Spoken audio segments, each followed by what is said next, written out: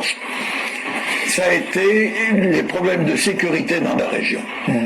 Et il estimait qu'aucun des candidats possibles ne pouvait faire face d'une manière efficace à ce problème de sécurité régionale. Ce point sera évacué à la fin de son mandat, vous pensez? En tout cas, il va y veiller avec beaucoup d'attention. Et moi, j'ai parlé cet été avec un ami américain qui travaille avec le secrétaire d'État adjoint aux affaires africaines à Washington. Le prochain objectif des Russes, c'est de déstabiliser la Côte d'Ivoire.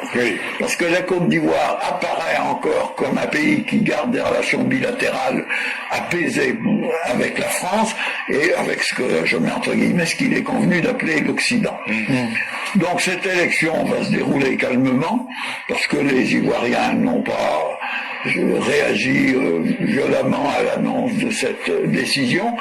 Gbagbo et Thiam savaient qu'il avait des problèmes pour être candidat. Thiam connaissait la loi de 1964. C'était à lui de prendre les précautions nécessaires pour que sa candidature ne soit pas juridiquement contestée et contestable. Et je pense que l'élection va se dérouler calmement, parce que les Ivoiriens n'ont pas envie de se battre, parce que la présidence de Ouattara, malgré toutes les critiques qu'on peut faire à tout gouvernement, a quand même été une présidence apaisée, avec des investissements majeurs, des actes de développement importants, une armée réorganisée. Donc c'est un pays qui a vécu... Vous admettrez quand même que les oppositions ont une autre lecture de ce bilan. Ah, mais elles ont une autre tout aussi respectable. Non, mais ça c'est la mienne, et je respecte les oppositions. Maintenant, je pense qu'en plus, après le scrutin présidentiel, il va y avoir un scrutin législatif. C'est ça. Et les partis politiques pourront se présenter tout à fait librement. Et il y aura un parlement, enfin une assemblée nationale, où l'ensemble des forces politiques ivoiriennes sera représenté. Et donc, mesdames et messieurs, ce que vous avez entendu ici, peut-être pour ceux qui n'ont pas compris, vous vous souvenez lorsque le chef de l'État, le président, a dit qu'il va être candidat? Il a dit une phrase, et lorsque j'ai réexpliqué, j'ai mis ça en amusement, mais pourtant c'est très sérieux. Il a dit qu'il arrive des moments où les événements, je paraphrase ce qu'il a dit, où les événements s'imposent à nous malgré la bonne foi de la parole que nous donnons. Mais de vous à moi, un président de la République qui a la carrure du président Ouattara, c'est pas quelqu'un qui parle dans le vide. Mais en réalité, c'est surtout la sécurité de la Côte d'Ivoire qu'il pensait. Et aujourd'hui, celui que vous venez d'entendre là, c'est un ministre, un député européen qui est en train d'expliquer à un journaliste que lui, il a un ami qui travaille avec le sous-ministre, le vice-ministre de la sécurité des États-Unis. Et que c'est ce vice-ministre-là de la sécurité des États-Unis qui lui a dit que le plan des Russes, là, c'est de déstabiliser la Côte d'Ivoire pour prendre la Côte d'Ivoire. Et donc là encore, ceux qui voulaient faire semblant de n'avoir pas compris, ou bien d'hésiter, voilà toute la réalité qui est là en face de vous. Et c'est pourquoi le président Ouattara veut continuer avec nous pour protéger davantage la Côte d'Ivoire, pour éloigner de nous la menace russe. Parce que qui connaît les méthodes russes, sait combien de fois elles sont dangereuses. Et elles peuvent être pernicieuses et destructrices. Les Russes, ce sont des gens qui évoluent sans loi et sans règles. Et ça, il faut qu'on rappelle cela aux Ivoiriens. C'est facile de vouloir une révolution, mais il faut être aussi prêt à assumer les conséquences de tout changement brutal. Et surtout, la Côte d'Ivoire n'est pas en disposition de se donner un nouveau maître. Et ça, il faudrait que les Ivoiriens le comprennent. C'est facile de voir le mal chez les autres, c'est facile de donner son avis, mais quand on devient soi-même acteur et qu'on est à la mauvaise position, ça fait très mal, chers Ivoiriens. Le deuxième audio que nous allons vous faire écouter, c'est sur l'affaire Sidiki Diabaté. C'est que je vous avais dit que les Ivoiriens n'étaient pas contents. Peut-être que certains penseraient que c'était une vue d'esprit. Mais que ce soit sur TikTok, que ce soit sur Facebook, que ce soit sur YouTube, allez lire les commentaires, vous n'en trouverez même pas un seul qui dit ou bien qui hésite pour dire non, on peut ou bien on ne peut pas. Les gens sont catégoriques, ils ne veulent pas de ce concert. Quelles que soient les raisons que ceux qui organisent ce concert veulent donner, Monsieur le Président, ceux qui doivent vous voter ne sont pas du tout d'accord avec ce concert. Et comme je le disais hier, je vais revenir là-dessus. Chaque fois que les gens vont m'envoyer des audios, je vais venir démontrer de ce que j'avais dit ici hier. Donc, ici on ne muselle pas la parole. S'il y a des gens qui sont d'accord avec ce concert, faites votre audio, je vais jouer ça ici. S'il y a des gens qui ne sont pas d'accord, faites, on va jouer ça ici. Pour que les gens se rendent compte que nous, on n'est pas là pour être dans nos sentiments. On n'est pas là pour choisir, sélectionner les événements pour dire on est content, on n'est pas content. On n'est pas ici pour faire un jeu de sentiments. On est ici parce qu'on veut participer à l'idéal de société que nous voulons construire. On veut que tout ce qui soit saleté morale, ou bien tout ce qui soit bruit, on puisse s'en débarrasser. On est en train d'éduquer un peuple à une certaine rigueur morale. Mais si en même temps, on doit aussi se distraire ou bien les amener à être confondus, en ce moment, ça pose problème. Et donc, chaque fois que quelqu'un pourra faire un audio pour donner son avis, moi, je vais jouer ça ici. Si quelqu'un dit qu'il est d'accord, tant mieux. Si quelqu'un dit qu'il n'est pas d'accord, tant mieux. Mais pour moi, l'objectif, c'est de montrer qui sont ceux qui ne sont pas d'accord pour que ça ne soit pas la voix d'une seule personne. Et tous ceux qui pensent qu'ils peuvent prendre la parole pour se prononcer aussi sur cette question, si vous êtes d'accord, vous venez parler. Si vous n'êtes pas d'accord, vous venez parler. Mais en tout cas, de façon très honnête, nous, on a donné notre opinion pour aider l'autorité. Maintenant, si ce qu'on a dit n'est pas utile, mais qu'on laisse tomber et qu'on passe à autre chose. Et donc, voici ici une de nos mères qui donne son avis sur la question. En tout cas, merci toujours pour tout ce que tu fais. Mais je voulais donner mon point de vue sur le concert de Sidiki Diabaté. En tout cas, je te demande pardon de peser de tout ton poids pour que ce concert n'ait pas lieu. Parce que Sidiki Diabaté, comme tous les Maliens, c'est des opportunistes. Il ne va pas venir profiter de notre campagne pour venir faire chose. Il va venir chanter pour le président, rendre hommage au pays. Il n'est pas candidat, il n'est pas électeur. Les Maliens, là, il y a beaucoup de qui ne sont pas électeurs. Je vous demande pardon. Il n'est même pas le bienvenu en Côte d'Ivoire. Je te demande pardon de ne pas... On n'a qu'à tout faire pour que ce concert n'ait pas lui. Marcos le soutient parce que celui qui débattait a soutenu sa fille quand elle est partie au Mali. C'est pour ça qu'il le soutient. Mais c'est pas ça. C'est des cas isolés. Marcos fait du bon travail. Il fait quelque chose pour nous. Mais c'est pas pour ça qu'on va avaler tout, hein. C'est pas pour ça qu'on va avaler tout. Donc je te demande pardon. Faut pas que celui qui débattait vienne en Côte d'Ivoire. Ça fait vraiment, c'est pas bon. Si tu veux aider là, pourquoi tu fais payant? Marcos ne sait pas qui sont les Maliens. Les Maliens, c'est des opportunistes, des profiteurs. Je te remercie. Si tu écoutes mon vocal, c'est mon point de vue qui est là. Et donc, à toutes nos mères et tous ceux qui voudraient donner de la voix, si vous n'arrivez pas à le faire en direct, vous pouvez le faire en audio. Et je vais aussi jouer pour que les uns et les autres puissent écouter. Parce que il faut qu'on démontre réellement si les gens aiment. Parce que ce que moi j'ai dit, c'est ce que j'ai dit. Mais ça sera à vous de venir prouver que ce que nous avons dit est vrai ou faux. Et donc, que ce soit en direct ou bien que ce soit par enregistrement vocal, en tout cas la parole vous est donnée, vous pouvez vous exprimer. Sujet numéro 1. Scandale absolu.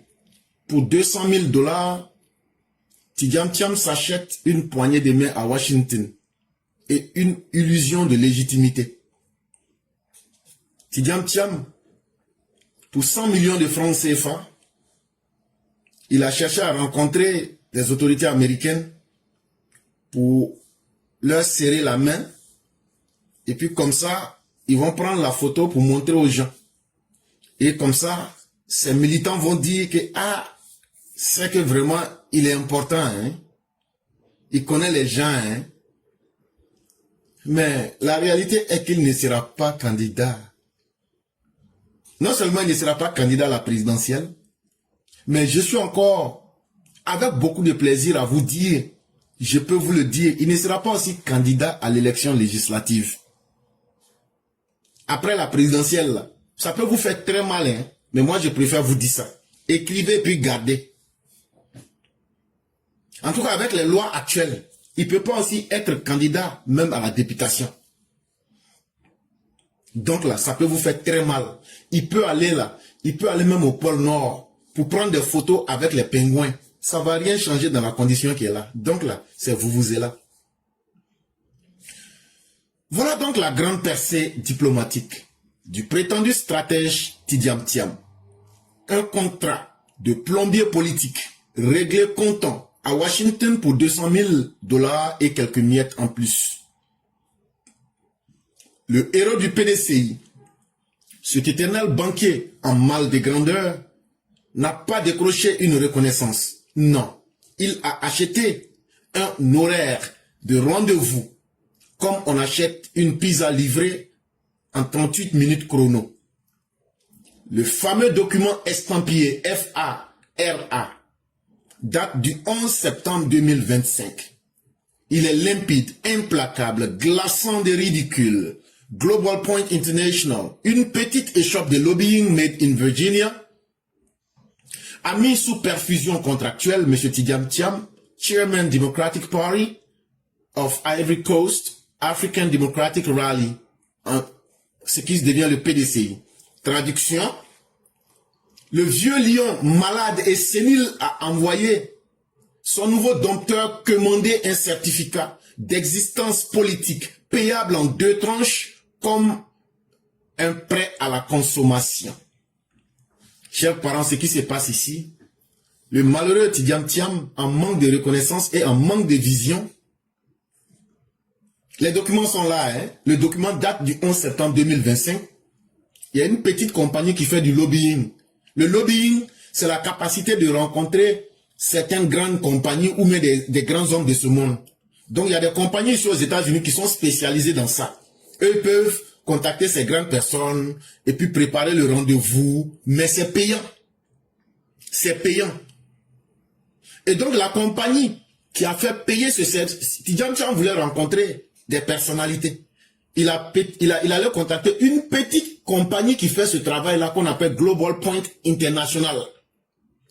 C'est une petite entreprise qui fait ça dans l'état de Virginie. Il allait dire, je veux que vous trouviez quelqu'un, je vais rencontrer pour pouvoir prendre des photos avec. Ils lui ont dit, bon, on va te faire rencontrer le gars peut-être pour 5 minutes. Le document date du 11 décembre 2025. Le document de contrat. Et donc, c'est en 2 tranches. Les 100 millions qu'il doit payer là, c'est en 2 tranches pour qu'il puisse rencontrer ces autorités américaines. Et donc, c'est quelque chose qui a été motivé par un contrat pour pouvoir donner une existence politique à Tidiam Thiam et pour chercher à convaincre ses militants qu'il a encore quelques petites possibilités de rencontrer des personnes. Bon, ça là, moi-même, je n'ai même pas besoin d'argent pour faire ça. Et certaines des autorités ivoiriennes qui viennent ici aux États-Unis, s'il faut le dire, bon, voilà. Ce qui est sûr, moi-même là, j'essaie de croire des transmissions pour rencontrer les autorités américaines. Moi-même, ma petite personne qui n'est rien là, moi-même là, on m'utilise pour rencontrer les autorités américaines. C'est-à-dire, si quelqu'un veut rencontrer l'autorité américaine là, moi-même là, je prends même pas 5 francs, je fais ça, je prends mon téléphone pour dire voilà, voilà, voilà. Et puis ça va rencontrer la personne. Bon, il allait jeter ses 100 000, alors qu'un Ivoirien comme moi pouvait faire ça pour lui. Mais ça veut dire quoi?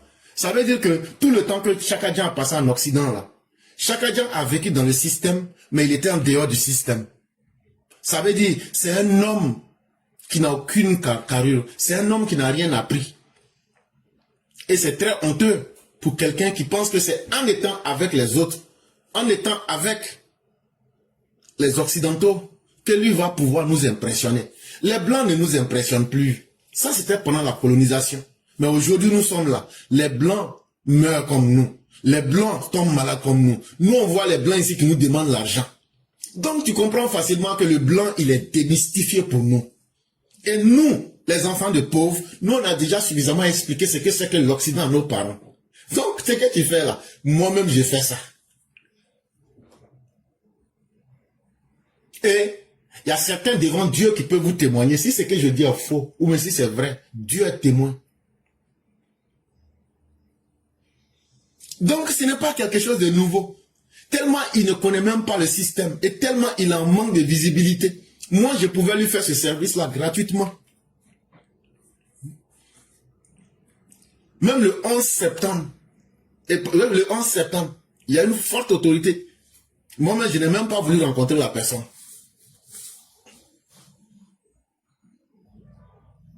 Le programme est stratosphérique. Dans son cynisme, Free and Fair Côte d'Ivoire. Et derrière ce slogan creux, des prestations dignes d'un catalogue de Ikea. Et donc Tidjam Thiam est allé demander pardon pour avoir un certificat d'existence politique. Mais en même temps, quel est le logo qu'ils ont utilisé? Une Côte d'Ivoire libre et juste. Mais ça nous fait rire. C'est un slogan vide. C'est un slogan qui est digne des slogans de Ikea, qui est une petite entreprise de meubles moins chers qu'on appelle Ikea. C'est simplement catastrophique pour Tidjam Thiam. Recherche et planification, rédiger quelques notes de discours, conseils stratégiques, lui dire quoi réciter devant qui. Et donc, qu'est-ce que cette petite compagnie-là fait? Eux, ils recherchent les personnes, ils rédigent le document pour toi, et quand tu arrives, c'est que tu dois lire, et puis ce que tu dois dire là, tu dis ça rapidement. Et qu'est-ce qu'on fait? On embauche rapidement un photographe qui est là pour prendre une ou deux photos de complaisance, c'est tout. Et donc, pour justement mendier simplement un rendez-vous au département d'État. Ça veut dire le département d'État, c'est le ministère des Affaires étrangères en français. Pour aller rencontrer qui? Support logistique, réserver des billets d'avion, évidemment en business class, car même dans la médiocrité achetée, Tidjam Thiam exige le velours pour ses lombaires fragiles. Vous voyez comment ça fait honte? C'est celui-là, un individu complexé, jusqu'à dans son âme. Quelqu'un qui n'a aucune visibilité, aucune reconnaissance, aucune capacité. Il est obligé de commander dans la médiocrité la plus absolue de la visibilité. Et il paye cher pour cela. Chaque sourire, chaque poignée de main, une petite photo prise ici et là. En tout cas, la petite compagnie n'aura pas manqué de remplir sa caisse enregistreuse qui va sonner avec du flash et du cash. Et ça va lui donner, pendant quelques minutes, une fausse illusion qu'il a rencontré des hommes d'État, donc peut-être que lui-même pourra un jour être un homme d'État. Mais ça, c'est pour peut-être ceux qui ne connaissent pas comment les choses fonctionnent. Un client VIP d'une boutique de lobbying incapable d'obtenir gratuitement ce que des vrais leaders incarnent naturellement. Dans la vie, là, chacun sait où il va. Mais si Tidjam Thiam était vraiment important, là, le complexé qu'il est n'allait pas se retrouver en train de commander et de payer pour des services qu'on obtient gratuitement. Pendant que Chakadjan, le pantin de mégalomane, engloutissait 200 000 $ pour s'acheter une illusion d'État, l'ambassadeur américain, lui, inaugurait à Koumassi un échangeur de béton et d'acier. Donc, qu'est-ce qu'on va dire encore? Là où lui paye pour pouvoir se faire voir, nous, on paye pour montrer la grandeur de la Côte d'Ivoire. Et l'ambassadeur des États-Unis qui est en Côte d'Ivoire vient célébrer la grandeur de la Côte d'Ivoire et de ses autorités. Et c'était à Koumassi pour inaugurer l'échangeur qui est là-bas. L'échangeur là, c'est pas en bois, c'est pas en carton. C'est fait en acier et puis en béton. S'il vous plaît. Ça ne ressemble pas au pont Gbagbo. Là-bas, point de cravate, sur mesure, ni de communiqué. PR, Newswire, surfacturé. Juste du concret, du tangible, de l'utile. Voilà quelqu'un qui n'a pas compris que diriger un peuple, c'est s'inscrire dans ce qui est utile pour ce peuple. Chakadian, toi, ta visibilité, là, nous, on s'en fout de ça. Toi, ton orgueil, là, nous, on chie dessus. Tu es sénégalais. Tu ne seras pas candidat à la présidentielle. Tu ne seras pas candidat à la députation. Dans le pays, là, tu ne seras rien ici. Tu vas sentir au-delà du pays, là. Tu vas saliver, mais tu vas pas pouvoir prendre. Parce que tu es un homme malhonnête. Parce que tu es un homme sans personnalité. Et regarde Alassane Ouattara, il dit mon pays là, c'est que j'entends, ils vont attaquer mon pays là, les Russes là, je reste. Si je dois mourir là, ils vont me tuer. Mais si c'était toi là, depuis tu as tenu, depuis tu as fui. Non, on n'a pas besoin d'un lâche. On n'a pas besoin d'un peureux. On n'a pas besoin de quelqu'un qui n'a même pas de personnalité. Toi, tu as vécu toute ta vie en Occident, mais tu n'es même pas capable de comprendre comment le système fonctionne. Tu dois payer pour ce qu'on ne paye pas. Mais ça s'explique quand tu as un manque de reconnaissance grave comme dans ton cas. Alors que tu es un narcissique. C'est totalement normal que tu puisses payer pour avoir une gloire éphémère que tu payes en cash. Bon, ça là-haut, il y a quel héritage que tu veux donner aux générations? Ah, tu veux leur donner l'héritage de l'ironie.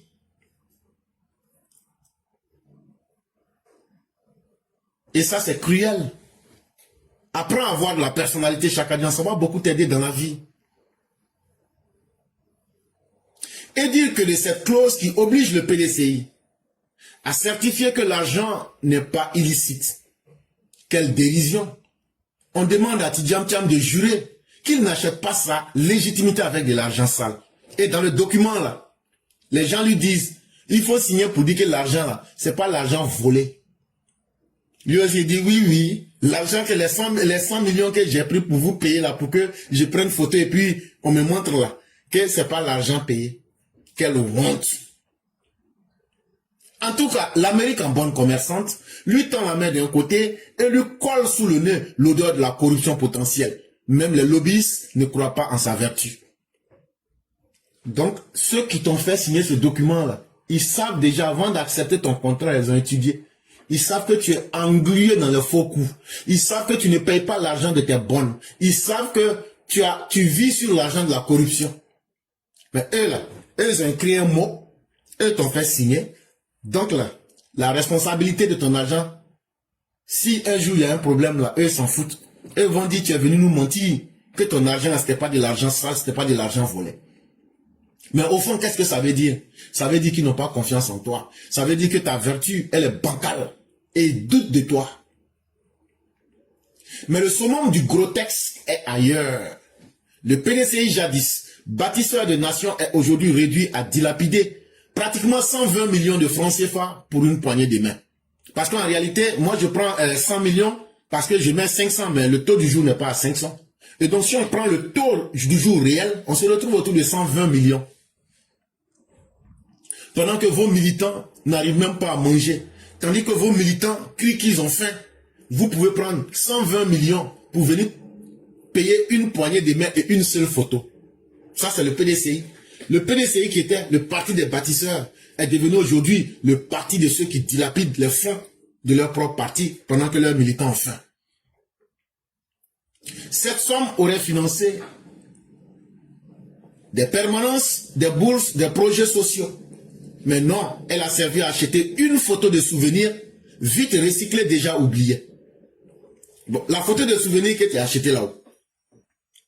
Qui s'en souvient même? Si c'est pas moi qui parle là-haut, pour montrer la bêtise même de ce acte-là, qui en parle, qui s'en souvient, ça va faire quoi? Alors qu'il y a des enfants de vos militants qui ont besoin de payer leur fourniture scolaire actuellement. Même moi-même qui ne suis rien là, moi-même là, chaque année là, on paye les fournitures de beaucoup d'enfants. Bon, cet argent-là, tu aurais pu prendre pour venir te faire de la visibilité, mais c'est que toi, chaque année, tu ne comprends pas. Tu penses que la politique villageoise et coloniale, là, ce sont les Blancs qui vont venir t'imposer. Parce que toi-même, tu n'es pas suffisamment garçon pour commencer quelque chose et puis faire quelque chose. Mais là, tu te trompes. Là où les Blancs se font chasser aujourd'hui de l'Afrique, va demander aux Français. Toi, tu penses que c'est eux aujourd'hui qui vont venir se battre pour toi, pour te mettre là. Tu devrais avoir honte de toi-même, Chakadjan. Tu devrais avoir pitié de ta propre vie. Et tu devrais avoir pitié de ces pauvres militants du PDCI qui n'arrivent pas à manger, qui n'arrivent pas à scolariser leurs enfants. Tu devrais être sur le terrain pour leur dire, voilà 120 millions, on va distribuer pour payer vos fournitures et pour vous payer un peu d'aliments. Tu aurais pu mettre ça à l'avantage des pauvres militants du PDCI qui sont en prison à cause de toi actuellement. Et c'est là la leçon que Chakadjan n'est pas là pour les Ivoiriens. Chakadjan s'en fout de la Côte d'Ivoire. Chakadjan veut utiliser la Côte d'Ivoire comme une source de gain pour se faire de l'argent et puis passer à autre chose. Pendant que la jeunesse ivoirienne, que le PDCI et son allié PPACI tentent de manipuler pour jeter la jeunesse dans les rues à des fins purement politiques, ils tentent chaque jour contre les réalités difficiles de la vie. Cette opposition dilapide l'équivalent d'un budget d'un hôpital ou d'une école primaire. Avec 120 millions, on peut construire un hôpital. Avec 120 millions, on peut construire un dispensaire. Avec 120 millions, on peut construire une école primaire. Mais regardez ces opposants-là. Ils disent que leur argent est mieux que vous qui êtes de l'opposition. Et j'en ai vu un Hervé Djedje dire à un de leurs militants que lui là c'est papier, oh, que lui mange bien, oh, que lui là, lui n'a pas de problème, oh, que si les gens veulent là, eux ils encouragent les gens à sortir, mais que si les gens veulent, faut pas avoir sorti, mais que si c'est sur eux, Hervé Djedje contre plaqué, ils vont pousser Racine.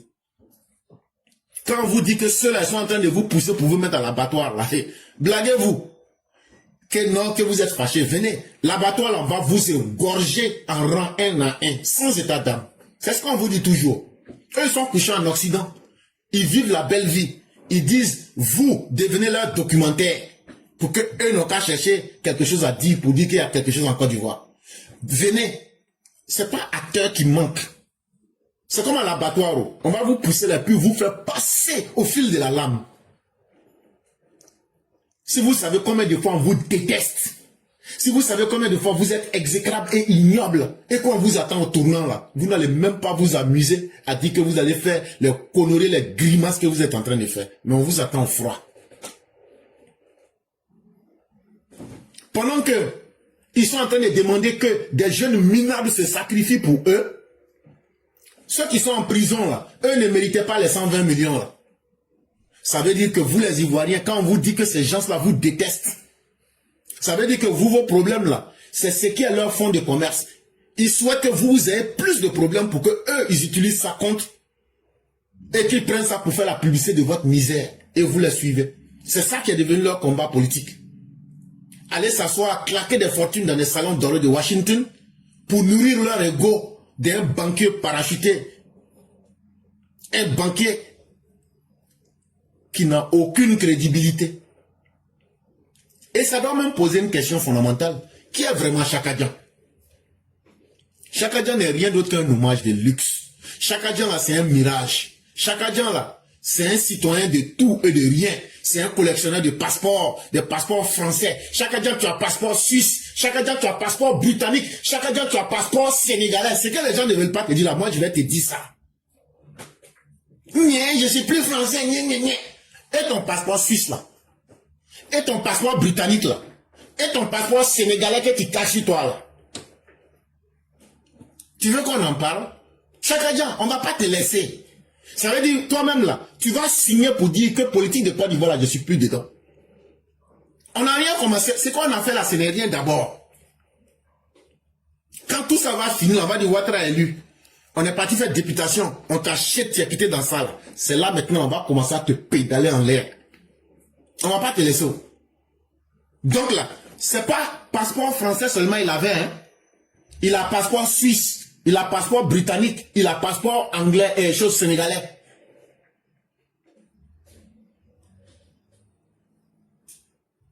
C'est quoi un homme qui se vend à la meilleure vitrine, mais qui n'appartient à aucune patrie? C'est là où lui va, quand ça arrange ses intérêts, il se vend là-bas.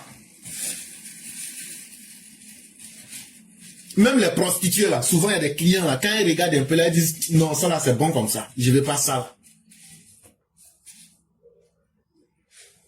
Elles font un peu de différence. Mais toi, partout où tu vas, tu te vends. Tu penses qu'on ne connaît pas ta vie. Tu penses qu'on allait s'asseoir pour te regarder. Tu voulais jouer les arrogants, les gonflés là. On va te dégonfler pour t'aplatir. Tu veux utiliser la Côte d'Ivoire comme une étape, comme un décor. Et puis maintenant, vider les caisses de notre État. Mais ça ne passera pas comme ça, Chakadjan. Chakadjan, tu nous énerves.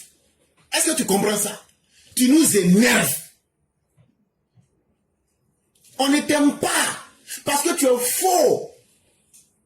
C'est tout ce que tu fais là, c'est faux. Et ça saute à l'œil. Et ça, à cause de ça, on ne t'aime pas. Et les efforts que tu fais pour salir la Côte d'Ivoire à l'extérieur, là, si tu faisais cet effort pour te faire connaître en Côte d'Ivoire, là, au moins les Ivoiriens, tu allais pouvoir tromper quelques-uns. Mais Dieu merci, tu nous aides et tu nous facilites la tâche. Tu nous aides chaque jour. Quand tu deviens un décor pour poser, pour poser ta silhouette pour quelques clichés. Toi, tu as fini de faire ton vuvuzela là. Mais l'échangeur de Koumassi là, lui, il est là. Quand tu vas finir ton tour là, tu vas venir visiter. Et ça, c'est plus utile aux Ivoiriens que la comédie politique que tu es en train de jouer. Les photos à Washington, c'est déjà dans la poubelle. Mais la facture aura été très, très salée. Plus de 120 millions de francs CFA. Et qu'est-ce que l'histoire va retenir? Rien. Tu as perdu ton argent. Ta photo que tu as prise, ça n'a servi à rien. Tout le monde a oublié dès le lendemain. Et personne même n'a su si on n'en parlait pas. Et puis on passe à autre chose. Mais l'histoire retiendra qu'Alassane Ouattara est un bâtisseur. Mais l'histoire retiendra que toi tu es un client du ridicule des supermarchés diplomatiques. Et donc, il n'y a pas à s'étonner que ta chute soit fracassante. Mais elle sera aussi très rude parce que tu mérites cela.